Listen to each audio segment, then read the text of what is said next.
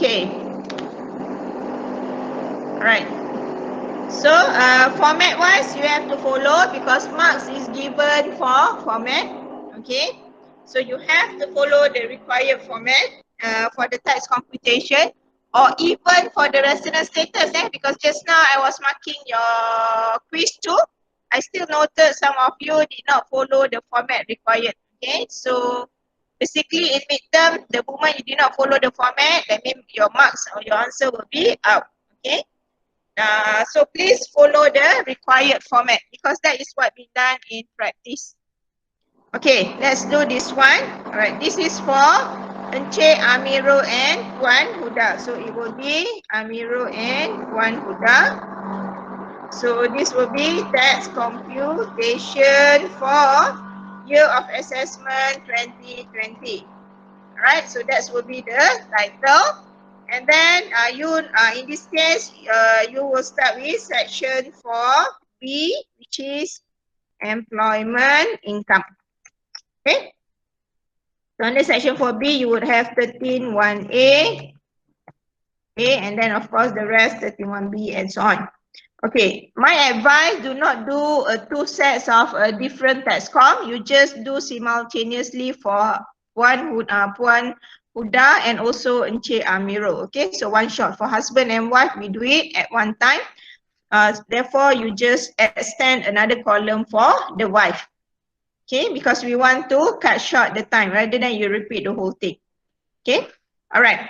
Let's look at the question. So Encik Amiro is the General Project Manager of Construct Muallim. So normally I would advise you before you answer the question, you skim through the question. Okay, you skim through the question just to see what are the information given to you. So in this case, Encik Amiro, now he works in Construct Muallim. And then if you further down look at the question, okay, it's all about when he worked with the Construct Muallim. And then here in this paragraph, he also been appointed as one of the directors of Maju Pembinaan Sdn Bhd, meaning that he's also working in another company. So that company. Okay, so for the purpose of computation, you have to separate these two different company because you might receive a different entitlement or benefits, okay, from these two different company. Okay, so that's why you have to split. Okay, you have to split. So this one will be Construct Muallim. Okay, so this will be the first company, right? Okay, and then after that, you are talking about Puan Huda, right? Okay. So roughly you know Puan Huda will get what, and then if you scroll down some more, you can see that here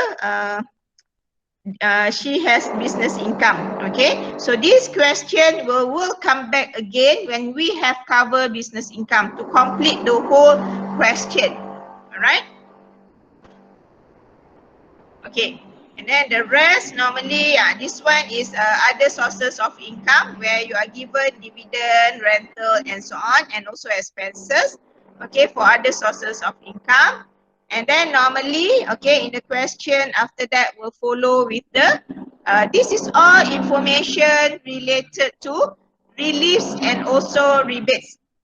Okay, tax reliefs and also rebate. So after next class, I will still come back to this question just to finish up the computation. Okay, so that means now these are the examples.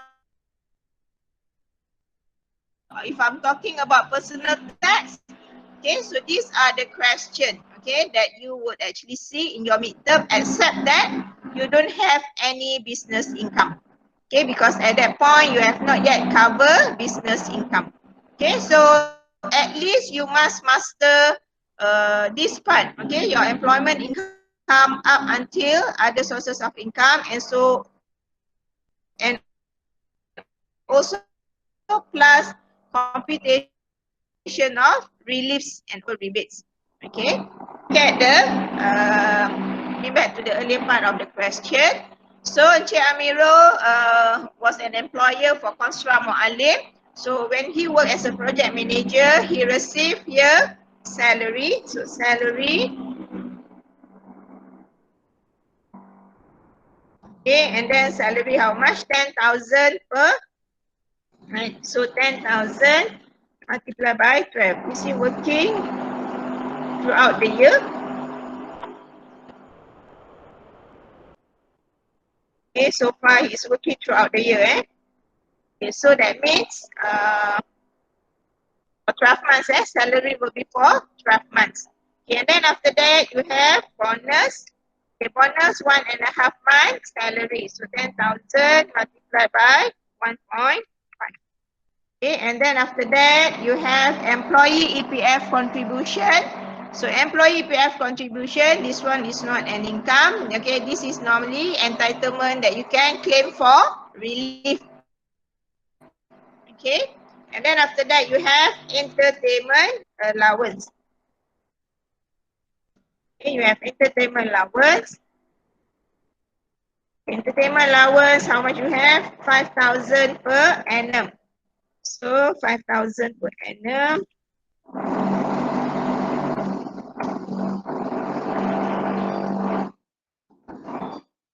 Okay, and then after that, you would have maid provided by employer. Okay, maid provided by employer. So what do you enjoy? Okay, you enjoy benefits of using services, okay, from the maid. So it will be under 13(1)(b). Okay, so this will be BIK. Maid. So what is the rate for the maid? Okay, all this rate in exam, it will be given to you, right? And in fact, you are open book, right? So at least that's why I said you must have your notes. Okay, you must have your notes. Therefore, you don't have like to flip through just to check all this figure and so on. Okay, because you don't want to waste your time. Okay, so for maid will be 400 per month multiplied by 12 months. Okay, so whatever salary here, this one is just to confuse you. Okay, because here maid is provided by employer. Okay, and then after that you have medical and dental treatment. Okay, medical and dental treatment. So this one is exempted. And then you have leave passage for the whole family. But this one is local. So local will be exempted. And then you have also share option. So share option will be under 13(1)(a) because it's considered as a perquisite. So what will be the computation? Alright, so the market value, the lower of market value between the offer date and also exercise date.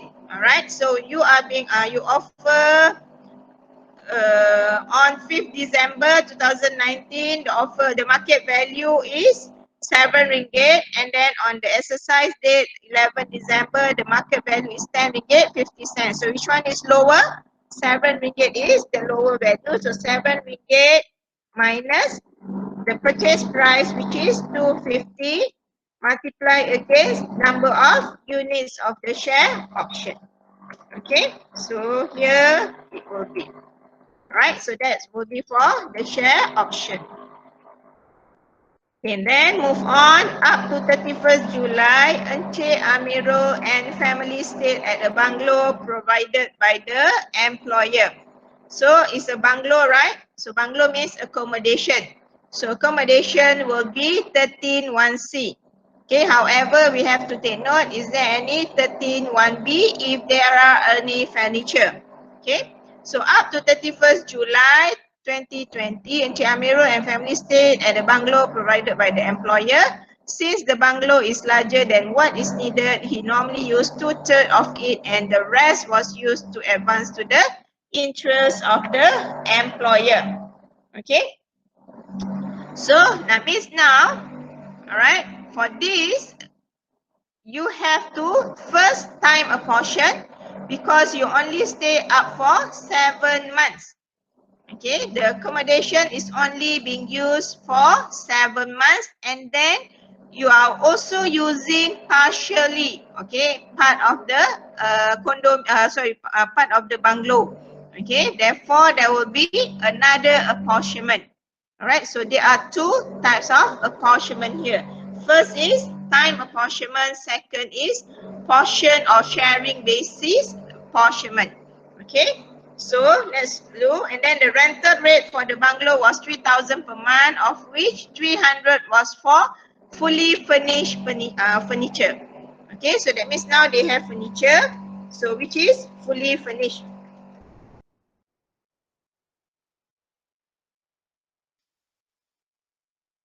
So fully furnished will be 3360 per annum multiplied by 7/12. Right? Okay, and then after that you have 13(1)(c). Okay, so 13(1)(c) will be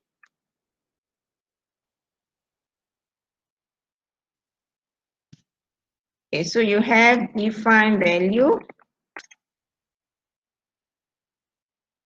So the rate of per month will be 3,000 minus 300 multiply by 7 months because you stay until 7 months, and then multiply by, okay, how much portion he used. Okay, so 2/3. Alright, the private usage is 2/3. Okay, so how much portion that he used, because 1/3 is actually being used by the employer. Okay, so this is how you compute your defined value. Okay, you take the whatever the rental amount, then multiply by 7 months, and then multiply by 2/3. Okay, and then compare of 30% of 13(1)(a). Okay, so 30% of 13(1)(a). 13(1)(a) will be what? It will be the sum of, okay, the sum of 13(1)(a).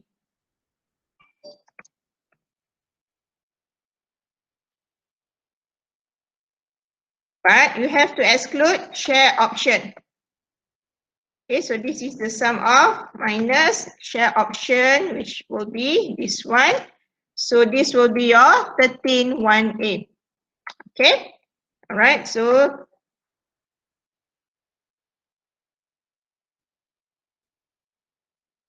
take the lower amount. Okay. And this one also must multiply by 7/12. All right, why multiply by 7/12? Okay, you have to go back to here. All right, your 13(1)(a) is actually talking about income that you receive for 12 months. Okay, income that you receive for 12 months. Therefore, now you are staying in the accommodation for 7 months. Okay, so for that matter, your 30% of 13(1)(a) also must show for 7 months. Okay, then only you are comparing the same basis. Okay, define value for 7 months, and then 30% of 13(1)(a) also for 7 months. So it has to be time apportioned. Okay, multiply by 7/12 as well. Okay, then only will be fair comparison. So when you compare which one is the lower, so the lower amount is the defined value. Right? Okay, questions so far? If you have question, just straight away ask. Alright, and then the company also settle utility bill for the bungalow amounting to 800. Okay, company settle the utility bill. Alright, so this one should be what? Okay, this one should be 13(1)(a) or 13(1)(b). Okay, 13(1)(a) or 13(1)(b). Company pay your utility bill, so what do you enjoy? Sorry? 13(1). 13(1) what? B. B, you enjoy services. Okay, because company pay the utility bill, all right, you stay in the house and then you use, okay. Of course, when you stay in the house given by the employer, definitely the bill is not under your name, therefore, in that case, you enjoy the use of services or benefits, all right, so it will be under 13(1)(b). Okay, but if let's say you are not provided with the accommodation, but company pay your utility, meaning you are staying in your own house, right? So the bill is actually under your name. Okay, so company give money, so you actually enjoy money from company. Okay, so utility bills, so here the actual amount that company pay is 800, so you pay 800. Alright, okay, next move on. Encik Amirul incurred. Okay, Encik Amirul incurred. So incurred means he incur expenses. So when expenses, we are talking about what? We are talking about possibility of deduction. So take note of the deductions. Okay, take note of the deductions. So here what do you have? You have public rates, okay, and also you have repairs. Okay, you stay inside the house, right? So you have repairs also. So 960 and also 1,500. Okay. On during 2020, Encik Amirul also 750 in subscribing to Technical Journal of Engineers.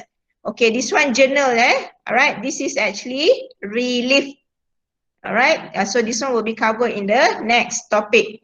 Alright, but if let's say they're talking about incurred 750 in subscribing to the professional membership of engineers, then professional membership is actually under deductions.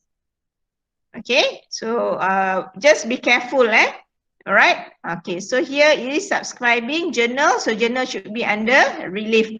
But if you're talking about subscribing to the professional membership, then it will go under deductions. Alright, if it is related to your job. Okay, if it is not related, can you claim? Alright, no. Okay, with regard to entertainment allowance, Encik Amirul claimed 30% from the amount which was spent for clients. So 30%. How much he received up here? So 5,000 he received.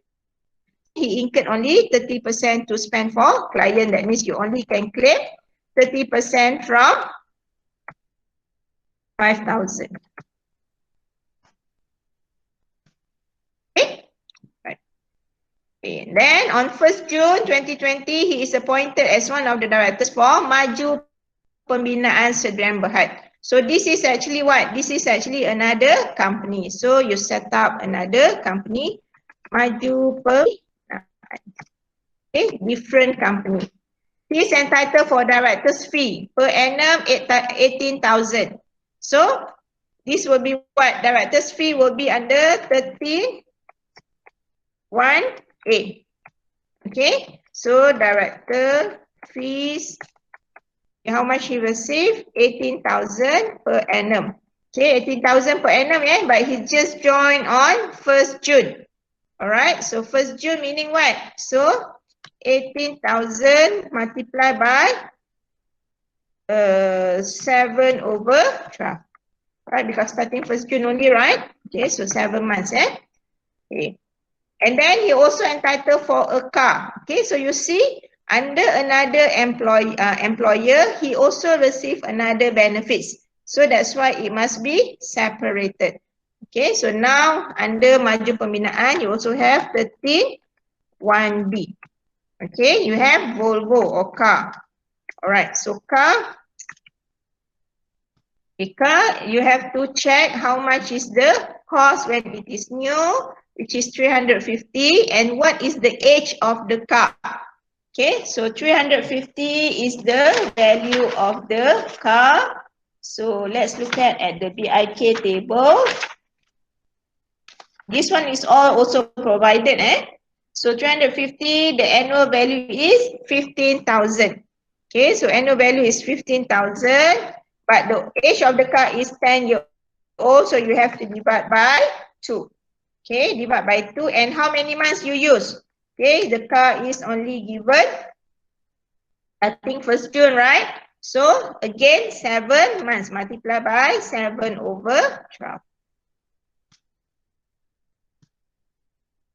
Right?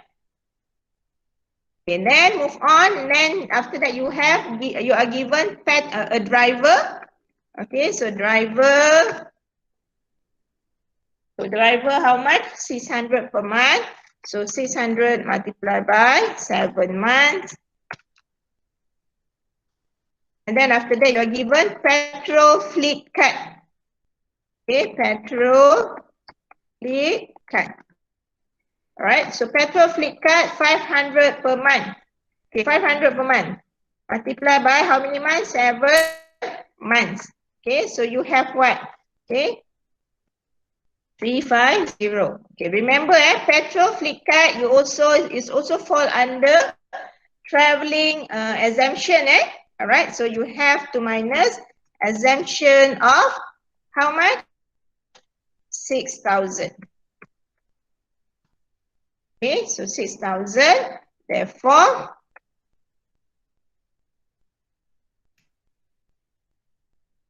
sorry.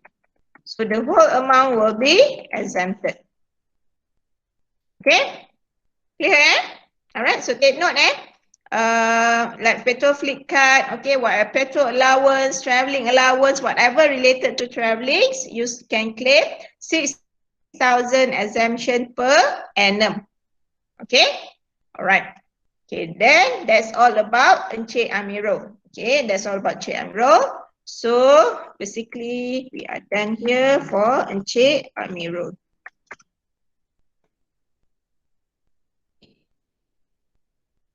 Right? Okay, move on. Okay, now Puan Huda is actually working as a marketing manager in the Fabulous Adverts Sdn Bhd. She is earning basic pay of 2,200 per month. So salary so salary 2,200 per month. So means here, so this one will be for Encik Amirul. And then this one will be for Puan Huda. Right, so salary, how much she received? 2,000 per month. Multiply by how many months? Okay, due to company reorganized exercise effective from 30th June, Puan Huda was terminated. Okay, so she only worked until 30th June. So basically for 6 months. Okay, and then she also received housing allowance. So you just add on. Okay, housing allowance. Right, so housing allowance, how much? 700 per month. So 700 multiplied by 6. Okay, so 4,200. Okay. And then EPF contribution, also the same thing. It is relief. During the year, she contribute 50 ringgit to Makna. This is donation. Also deduction. Okay, also deduction, which is related.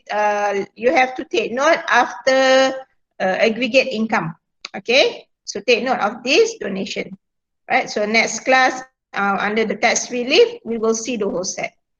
Okay, then now due to the company reorganization exercise effective 30th June, okay, Puan Huda was terminated at the age of 44 after working since October 1st, 1995. She received a lump sum payment of 170. Okay, so what is this? Okay, she was being terminated and get lump sum payment. Okay, is that gratuity or is that compensation for the loss of employment?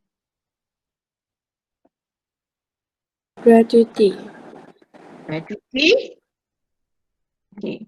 Why gratuity?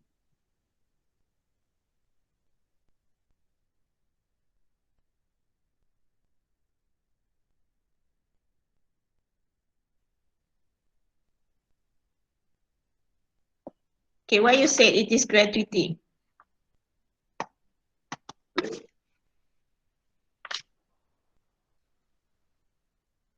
Okay, these are what you need to be careful Alright. Okay, if you were to refer to because when you receive lump sum payment, okay, that lump sum payment, because there are public ruling on this that lump sum payment can be argued, is it a gratuity or is it a compensation for the loss of employment? Okay, if you were to refer to your textbook, okay, just to highlight to you, All right, just to highlight to you with regard to the gratuity. Okay, so normally gratuity is actually money that you receive in recognition for your past services. Okay, so that means normally upon retirement or also upon resignation. Okay, therefore you would actually receive a lump sum payment. Then normally that lump sum payment can be claimed as a gratuity. Okay, it will be recognized as a perquisite. Therefore, it is taxable under 13(1)(a). Okay, all right. So normally it's actually in recognition of your past services. Okay, if you were to refer to your 13(1)(e). Okay, so just now gratuity is page 95. All right, if you were to refer to your 13(1)(e), all right, in the case of compensation for the loss of employment, okay, so normally how or when it will be considered as a compensation for the loss of employment, all right, if you were to refer to page 137, normally you get this compensation, okay, for the breach of contract, okay, or for the payment when employer release their obligation under contracts of services. All right, or as a ex gratia, such as retrenchment payment, severance payment, okay, gratuity made to employees who have become redundant. All right, so those are the basis. All right, and then also in your page, on your page 140, para 5.2, also given some of the principles from previous cases to use as a basis whether that lump sum payment is a gratuity or compensation for the loss of employment. Okay, so normally when you get some lump sum payment, and after that you are still more or less eligible to work as usual. Okay, so in that case, normally that also can be a criteria for you to treat that as a lump sum payment for compensation for the loss of employment. Okay, so that's why always have to be careful, right? When you have lump sum payment, so you have to make sure that when it will be recognized as a gratuity or when it will be recognized as a compensation for the loss of employment. So in this question that is mentioned here, company reorganize. Okay, so company restructuring. So normally when they do restructuring, when they terminate, okay, when they terminate their staff, so most of the time it is actually related to the case of when you become redundant. Okay, so that's why we have to see what are the information given. Okay, all right. Okay, so in this case, this lump sum payment is actually compensation for the loss of employment. Okay, all right. So therefore, it will be taxed under 13(1)(e). Okay, so here you would have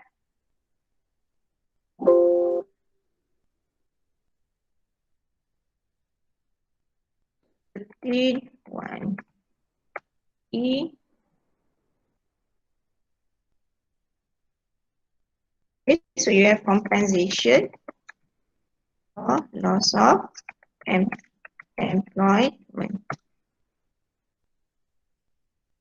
Okay, any question just now? Compensation and gratuity? I hope it's clear. All right, so how much you receive? 170,000. All right, and then for compensation, if it is not due to health reason, you will get partial exemption. So partial exemption of 10,000 per completed years. Okay, 10,000 per completed years. So he worked from 1st October 1995 until 30th June 2020. So how many years there? All right, so 1st October 1995 until 30th September 1996, 1 year. Okay, so 96, 97, 98, 99, 2000, okay, 2000 until 2020 will be 25 years. Okay, 25, until 2019, so 24 years. All right, because 2020 is not reached 30th September, so you have 24 years. So meaning it will be 24 years multiplied by 10,000 per completed year. So multiply by 24, it will be 24. So meaning the whole amount is actually exempted. This is for the wife. Right? Okay, question? Okay, no question. All right, so this one business. We will come back when we have cover business income. Okay, now we have other sources of income. So normally other sources of income is not that complicated. It's actually just pretty much straightforward. Okay, the only thing is that you just need to know the format of the computation. All right, so here, so that means now this will be your gross. This will be your gross employment income.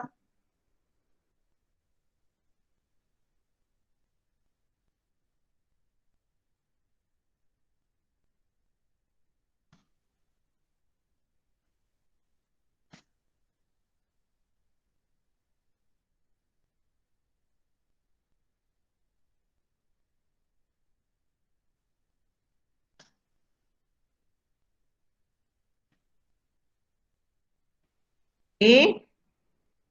And gross employment income minus deductions will be adjusted or statutory employment income. Okay, so this will be minus your deductions. Madam, Okay, that's about employment. should Yes. we put the name of the Yes. company for the wife? Boleh, tak ada masalah. Can, no problem. So, Let's say you want to do it separately, right?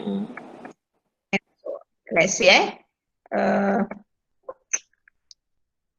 let's say you want to do it separately for the wife, kan? So what you can do, just that you don't get confused lah. So for the wife, just now put fabulous, right?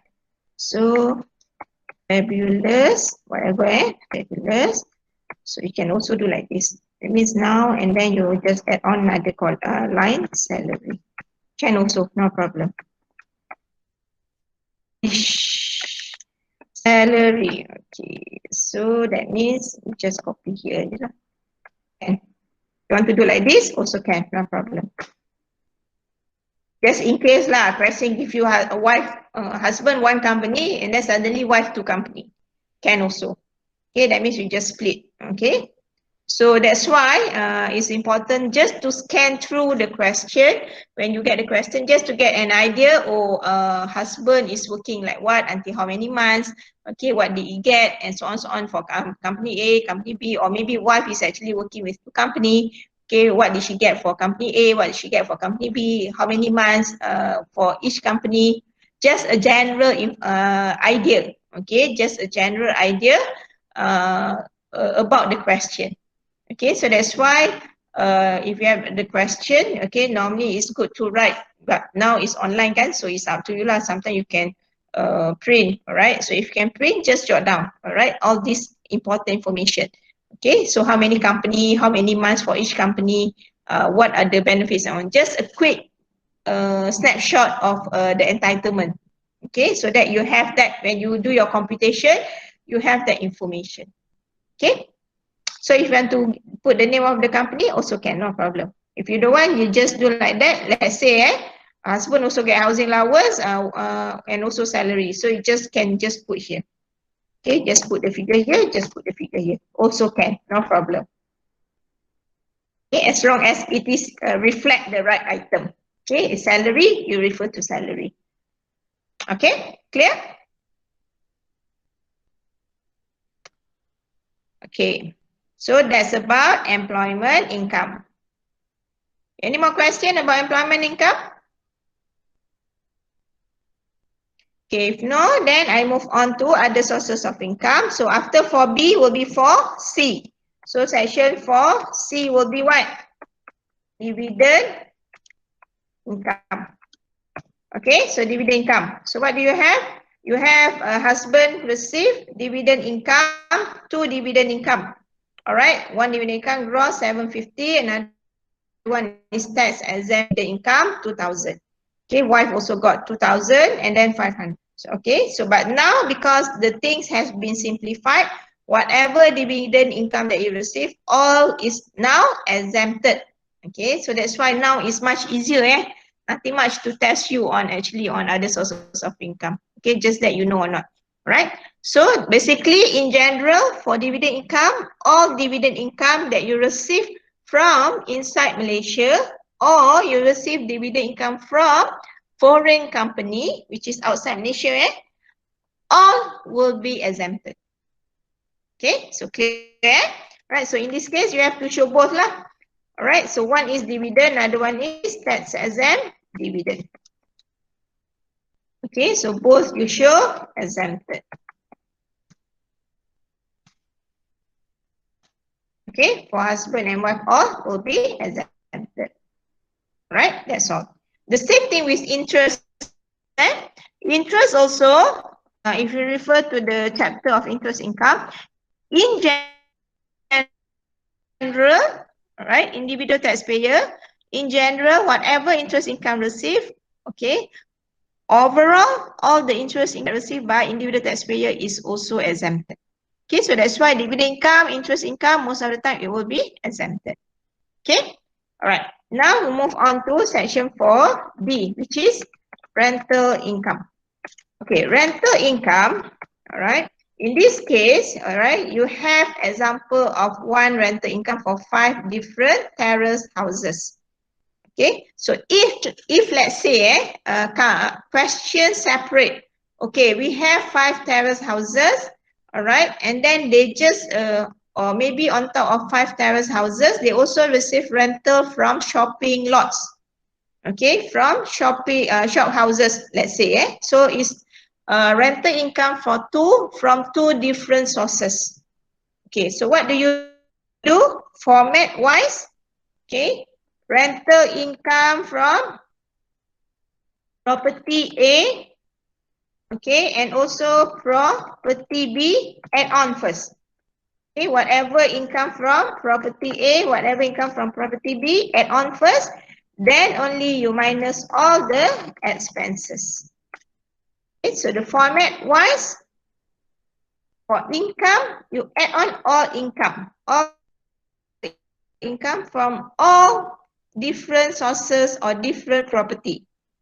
Okay, so add on all the income, then only minus expenses. Okay, so again, all expenses for all property. Okay, all expenses for all property. All right, so that means income first and then expenses. Okay, so if the income or that rental income is supposed to be a rental income. Okay, like in last semester, what happened is that, okay, we gave question on rental income. Okay, however, we put the condition whereby that rental income is actually eligible to be taxed under section 4A. Okay, so that question give information about rental income and also clause to make the rental income eligible as such business income. Okay, so therefore, in that question, that rental income should appear under section 4A. Okay, so if you put under section 4D, your answer will be totally wrong. Okay, because for other sources of income, there are conditions that when your other sources of income can be classified under section 4A. Okay, all right, so just take note on those few things lah. Okay, when we talk about other sources of income. Okay, so in this case, so you have rental income from terrace houses, okay, 5 terrace houses. So income received from each house is 12,000 per annum. Right, so meaning 5, right? So 12,000 multiplied by 5. So who received? Husband, right? So here will be received by husband, 60,000. Okay.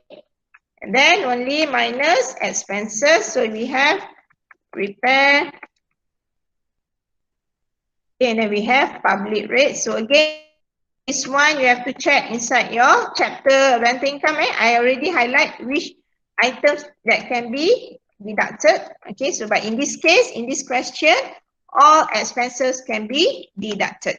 Okay, because it's all related to costs that incurred in order to produce rental income. Okay, because they might be given some expenses which is not related to produce rental income. Okay, so that's why sometimes you have to be careful.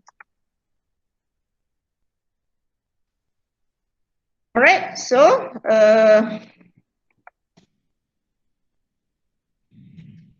okay, so after that, what do?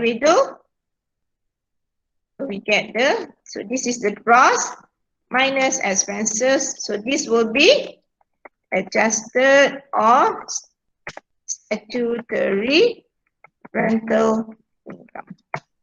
Okay, 22,400. One have nothing. All right. Okay, here you have okay, clear? Other sources of income. That's all actually. Okay, that's all about other sources of income. So if you have a royalty, then you put here lah. Okay, so royalty. Okay, when you have royalty, you have to find what are the gross value that you receive, and then what are the exemption under para what? Okay, exemption. So you have to state exemption and then para what? Okay, para 32, 32A or 32B, and how much is the amount of exemption? That's all. Okay, so for royalty, to identify that royalty in respect of which item in Schedule 6 para which one. Okay, right. That is with regard to royalty. All right, so that's why other sources is actually not that complicated. Okay, it's just to show to you in the format, okay, to test in the format how your computation will need to be done when you have many different sources of income. Okay. All right, then here you have expenses, subscriptions to professional body. Remember just now I mentioned, okay, subscription to professional body. This should be what? This should be expenses. This should be expenses that deducted against your employment income. Okay, so that means now here you would have, okay, so here will be subscription. Subscription. So subscription how much? 500.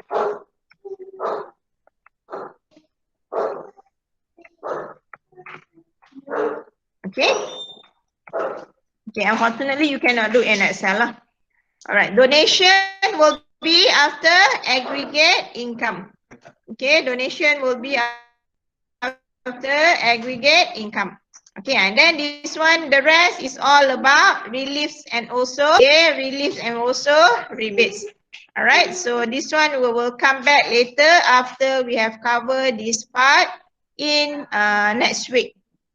Okay, so in general, this is what you're going to have. Okay, so what do we do? So now you already have your adjusted statutory employment income. Okay, I highlight.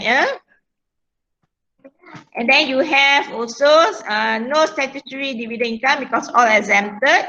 But then after that you have statutory rental income. Okay, but 0 for the wife. So what do we do next? Okay, if you remember Gasat, you start with G is for the gross. Okay, so here is for the gross. A is adjusted. S is for statutory.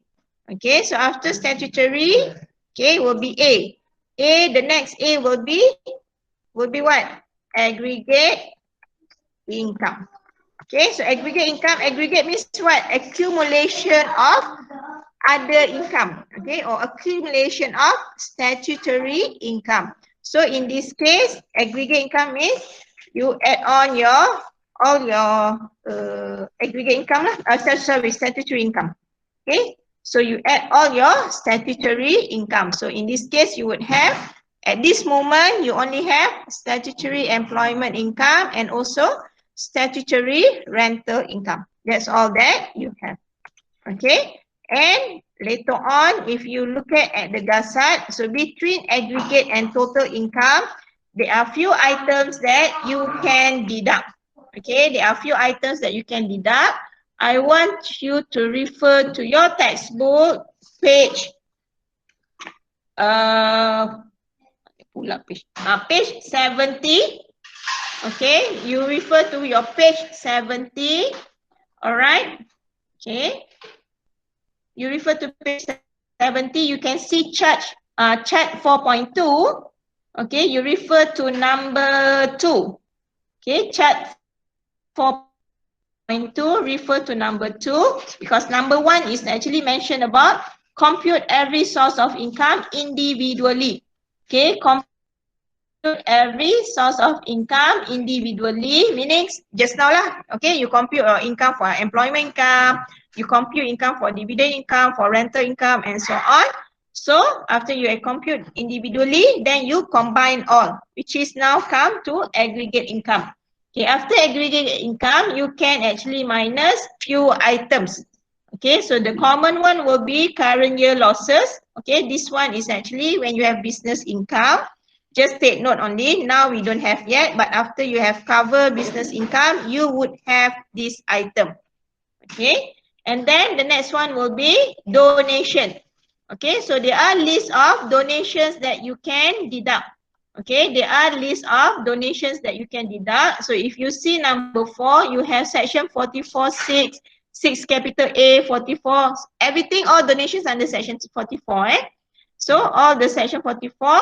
So this one is all the donations that we can deduct, and you have to take note.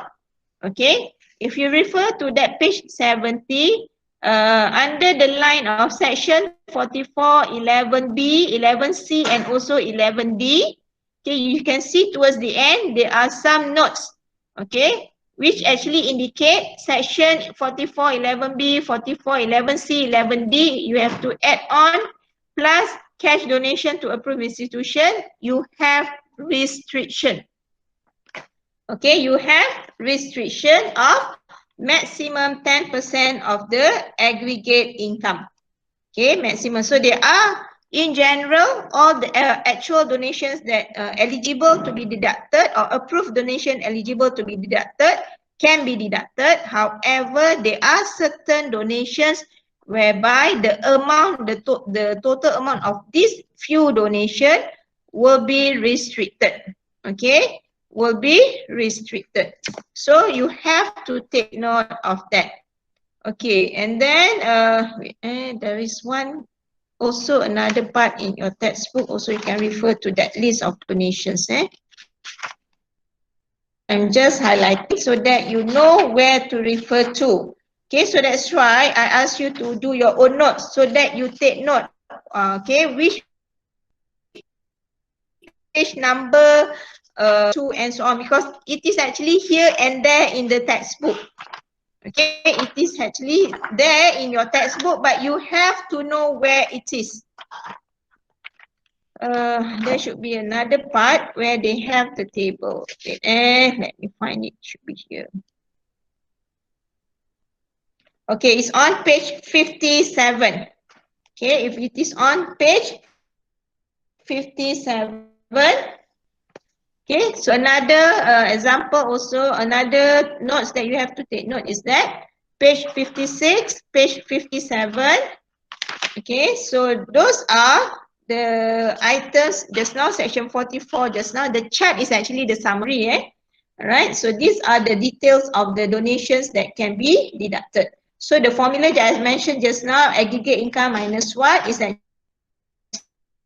being given. Okay, so normally here you can minus normally current year losses. Okay, sorry, business losses.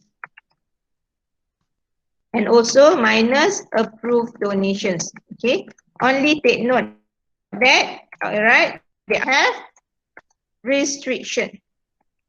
Okay, you have to take note of the restriction of 10%. It's not all, but it's only certain types of donation which is restricted. Now the law has changed because before this is only 7% for individual taxpayer. Maximum is 7%. However, for year of assessment 2020, now the restriction amount has been increased to 10%. In other words, why? Okay, normally when they have do some changes to the policy and so on, they always rational behind So if we know, as we know, in 2020 we have COVID.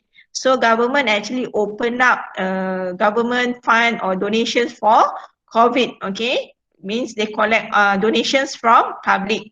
Okay, so to encourage public to donate, that's why they increase, okay, the amount of or the percentage of restriction. So when you have more percentage, higher percentage, of course, it would actually encourage people to donate more, okay, from your total aggregate income. All right, so that's the rationale why 7% has actually been increased to 10%. So for those who use the old textbook, please take note, okay, your old textbook is actually 7%, but textbook 2020, year 2020 is already stated 10%.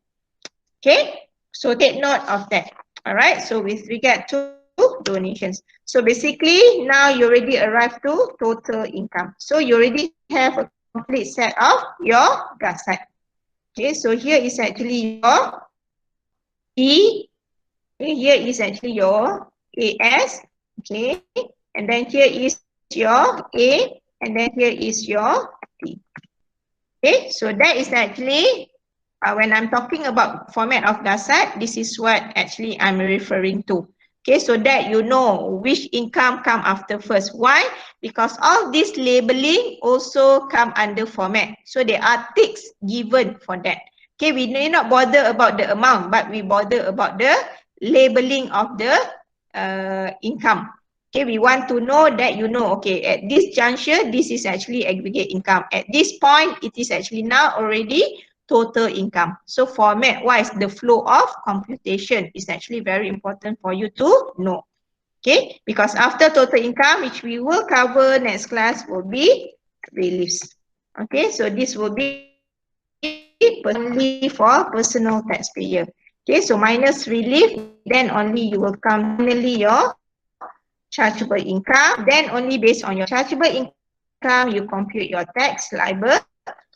So I will show to you after the topics of personal relief, and then we already know how much is our chargeable income. Then we compute tax liability for individual taxpayer.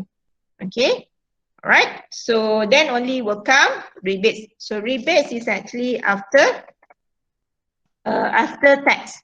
Okay, it is actually after computation of tax. So this is the next topic, reliefs and also rebates. All right, so when I'm talking about in your midterm, all right, so you actually will be tested up until this point. Okay, so I want to see this whole format. Okay, you will be tested this whole format in your midterm. Okay, that is personal taxation, right? Because in final, because this semester you have additional new topic, partnership. Okay, so you have business income and also you have partnership. So there are one more topic being included under tax 1 this semester.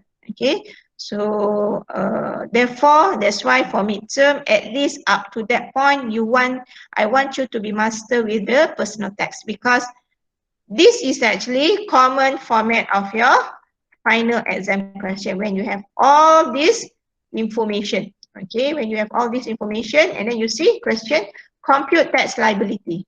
Okay, so this is actually the final things that normally being asked. Okay, all right, so to come to this, you have to know the whole item under the tax computation format. All right, okay.